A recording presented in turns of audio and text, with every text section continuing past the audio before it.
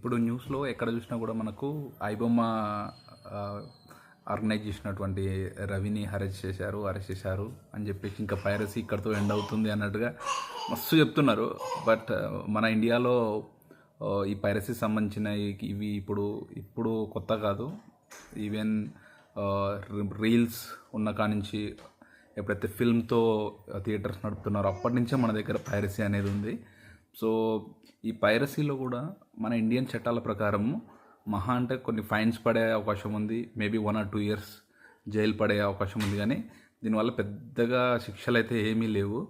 So నేను అనుకుంటున్నది ఏంటంటే ఐబొమ్మ ఆ రవి అనే వ్యక్తి ఆయన మారితే తప్ప అది చేంజ్ అవ్వదు.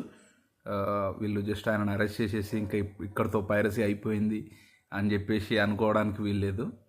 సో ఇది బయట అంత ప్రచారం జరుగుతుంది, కానీ వాళ్ళు కావాలని ఏంటంటే ఈ పైరసీ చేస్తే వి కెన్ ట్రేస్ అవుట్ అని చెప్పేసి చెప్పడం కోసం పోలీసులు దీన్ని ఇంత పబ్లిసిటీ చేస్తున్నారు. కానీ దానివల్ల నిజంగా అంత ఎఫెక్టివ్గా ఉంటుందా అంటే I don't think so.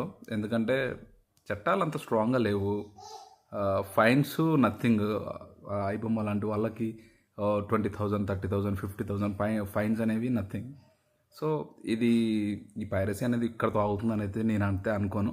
Maybe 1 year, 2 years అలా సైలెంట్గా ఉంటుండొచ్చు, కానీ ఆఫ్టర్ దట్ మళ్ళీ కమ్బ్యాక్ అవుతారు, మళ్ళీ పైరసీ చేస్తారు. ఈసారి ఇంకా ఇంత ముందు కంటే ఈసారి ఇంకా స్ట్రాంగ్గా చేసే అవకాశాలు ఉంటాయి.